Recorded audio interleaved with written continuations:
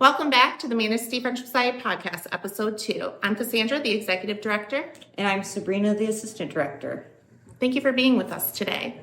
So the Manistee Friendship Society is a mental health drop-in center, and this is a space where we can talk about recovery, addiction, mental health, and hopefully bring you a little bit of hope to those who are watching. We started this podcast so that some of our members could share their real, true stories about recovery and how the drop-in has helped them through that.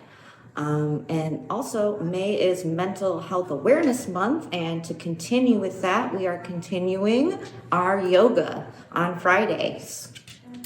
And we also want to remind the community that we have a lot of support groups and classes that are ongoing throughout the week to help you with your whole health. If that's DBT skills groups, anger management, addiction support, we have Smart Recovery for that. Smart Recovery Family and Friends, which is similar to Al-Anon.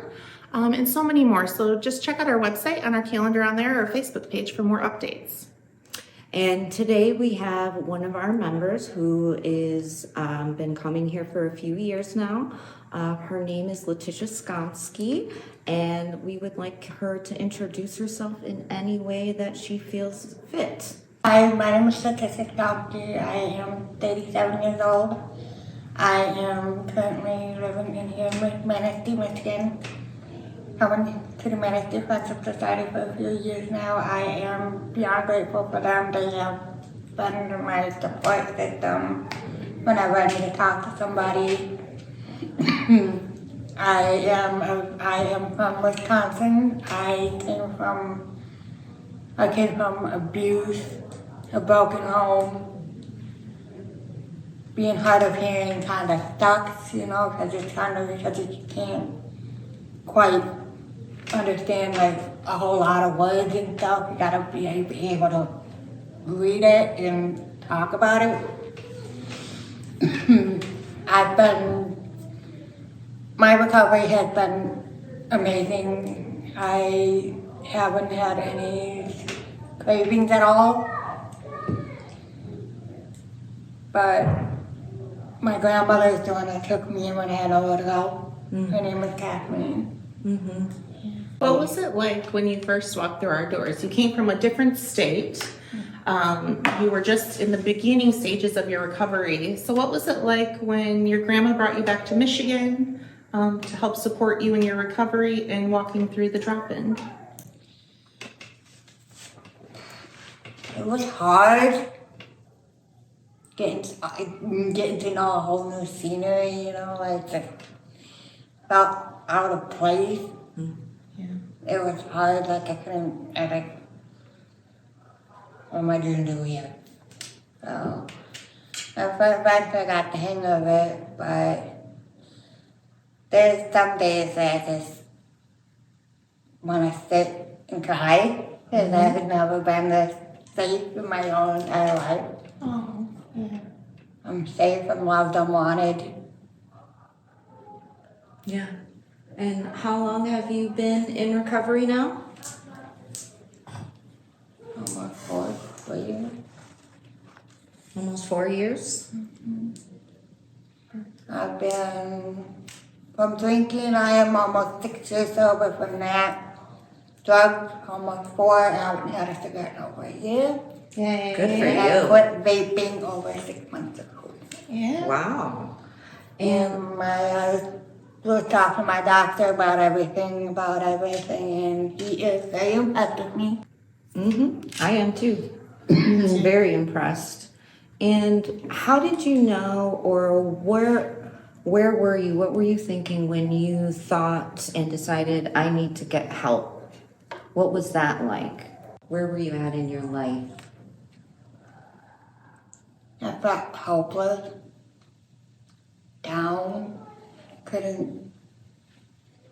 were nights I couldn't sleep. And then I decided one day, I'm like, I need help. I can't do it on my own anymore. I've been so strong for so long, it's too much. Got too much of a burden for me to carry it on my shoulders, by myself. I'm like, I need help. Yeah. But then found out about you guys and through a friend of mine, Jeannie, and she walked me here and we got me settled in and been good so far. Like I love Smart Recovery. It's been amazing for me. I can actually use my tools out in the world. Those of you who don't know, Smart Recovery is an addiction support group where you learn tools and get skills to help you in your recovery. And then you also get that support system around you. So it's been really good for a lot of people, and we're glad to be able to have you join us for that. I know you sharing your story with others in the group have really touched them and helped them on their recovery road as well. I've always been there for everybody. Yeah. And I just want to add one more thing. Smart Recovery is for any form of addiction. And you can use it for anything that, even not addiction. It's just a really great goals-based support group with tools that'll help you to reach any type of goal that you might have, whether it be in recovery or maybe you're working on something else. It's a great way to set up goals and get there. Yeah. And also for DBT, it helped me. It helped me change my thinking process. It helped me use my tip skills. It helped me took all that negativity out of me, and I'm more positive about myself now. I'm thankful for that group because DBT helped me. It pretty much helped my communication. Like I've been more open, like I can talk more, I can actually, am not holding stuff in more. DBT stands for Dialectical Behavioral Therapy. It's where you learn mindfulness skills, where you can be able to also use your distress tolerance, so you're not stressed out. Just take 5 steps back, and then you're okay. Yeah. Yeah, you really learned a lot in that group. I love it too. It's very helpful. So I want to know, I know that you, before your recovery, you had lived a pretty tough life. Can you tell us a little bit more about that? I know it can be really hard for you. I come from a hell of a lot of abuse. I've been beaten, raped, used for my money as a living babysitter. One of my birthdays, I spent most of my birthday in the emergency room because I was beat the living hell out of. My ex-fiance, one of my exes, beat the hell out of me. Yeah. I still carry the trauma from that. I get night terrors from it. And me trying to raise that little boy that he had. And for me to tell him, that little boy that was never going to be his mother again. It broke me in so many ways that I can't ever. And you stayed in the abusive relationship partly because you grew close and had that connection with the little kid. Yeah, that is hard to leave all that. Or leave that. Being a stepmom was one of the greatest things I've ever done. Yeah. I still think about that little boy and knowing what his life is like now. Yeah.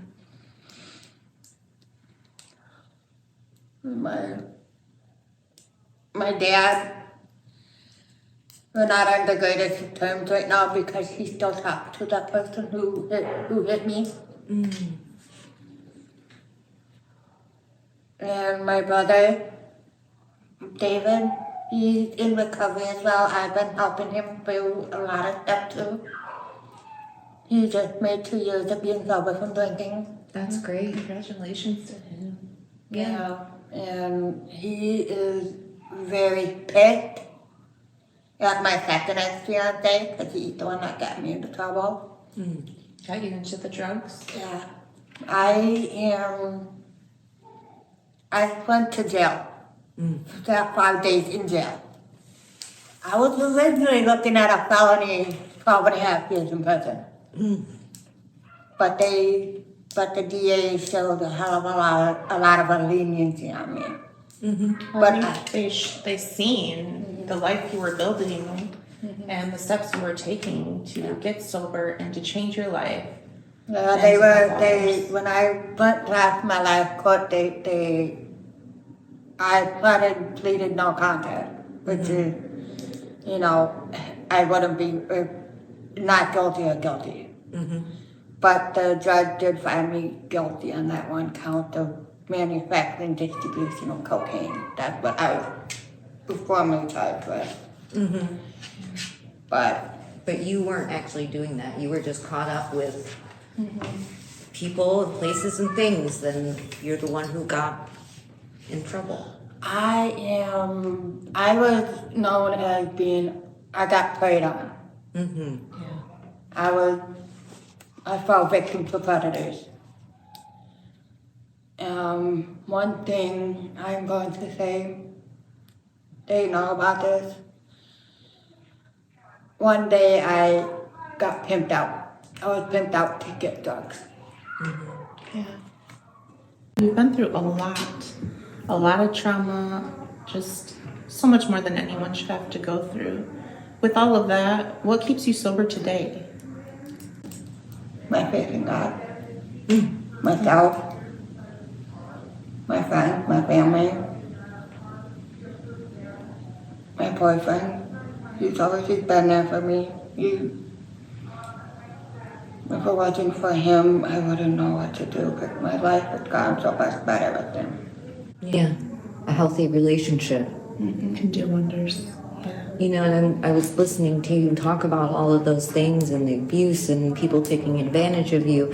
And it's seeing you now in your recovery, I would have never guessed that, right? Because it's like, Tia comes in here and she will tell you the news, right? She will let you know immediately. She's not one to mess around with. I backed out for nothing. Yeah. I am brutally honest. I'm not one to play with. Don't fuck with me. Alright. It's okay, I agree. I don't. For me now, I've been doing pretty much good. I attend classes. I attend everything. Even when I'm busy, I take some time out of my day and take some time with myself and actually reflect on all of it. If I don't reflect, it makes me bitter. I get angry. Yeah. And also losing my mother in the process while getting clean. That's hard. I can forgive her, but I can't forget. Yeah. That's a tough But knowing her, I just don't understand why she didn't tell anybody. Maybe she was ashamed to tell anybody like I was. I was ashamed to let anybody know that I was high and doing drugs and shit. Right. So, and your mom died of an overdose. Yeah, I said on a drug overdose of fentanyl Yeah. when I was getting clean from it. I did. I'm clean from alcohol, cocaine, meth, and heroin. Yeah. And cigarettes, And nicotine. And vapes and everything. Yeah. You're just killing it. You are checking one thing off at a time. It's very inspiring. Yeah, everybody is very inspired about how I came, how far from. Like, Yeah. it's still talking to me today because I feel amazing. I feel good about myself. Yeah, it's kind of like when you're in it, you don't really think there's a way out, and you can never, it's hard to imagine your life differently in recovery when you're really in it. So I think did you ever think when you were in jail, just sitting in there, that you would be here today in this spot doing this? No. But I did it. Right. Yeah. You know what I'd love to hear is you've been coming here for 4 years. You're strong in your recovery, and yet you still keep coming back for that maintenance with support groups, classes, peer support. Yes. Checking in with your friends, helping others who are attending those support groups to show them that, you know, life can change and you can live a better life. I did. You did, and you are, yes. No, to be honest, the one thing I'm gonna tell you, I did not get no help. I didn't have no rehab. I kicked a habit called turkey. That's You don't know how hard it is to just. It was very hard in the beginning. Yeah. But here I am almost 4 years and almost 6 years. I'm good. Living a good life. You have your own I got it better. place. I have my own house. I got my own house, That's my right. own place.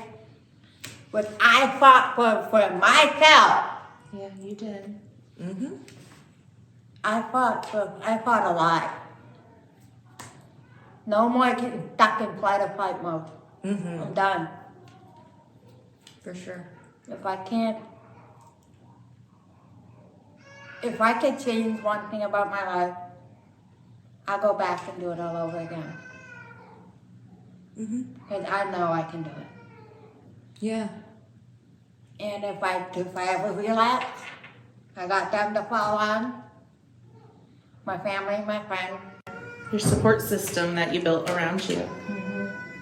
And I think sometimes people are like, why would you go through that all again? But our stories shape us. And I'm a true believer in, because I've been through some things in my life too, that those hard times that we go through shape us who we are. And we're able to use our story to help others. And that is such a blessing to be able to give someone else, be a part of their recovery story, their support system, to let them know they're not alone. I wouldn't be here if anything happened like that again. Mm-hmm. Yeah. I'm strong. I have faith in myself, in God, in my support system around me. But I keep my circle small. Mm-hmm. I don't trust nobody. I trust a few. Like at the bare minimum, a few people. But other than that, I can't trust nobody. Mm-hmm. You have boundaries for your life now. I Right. have boundaries. I set boundaries for myself. That's right. That's really great. What would be some advice that you would give to somebody who maybe hasn't started their recovery yet? Who's maybe thinking about it? What I did when I first started, I'm gonna give you this. Start small. Don't go overboard. Don't do drastic. Take it one day at a time. Call places around. If you are a victim of domestic violence, call the hotline. Mm-hmm. Get out. Get help from that. If you're a drug addict or an alcoholic, seek out programs like AA or NA. And if you ever need help, find a friend that you can trust in your circle to help you out with it. Mm-hmm. Yeah. Because I did not have it. I did not have that.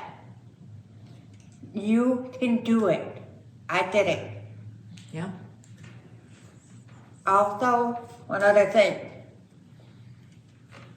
They can't force you to get help if you cannot accept it.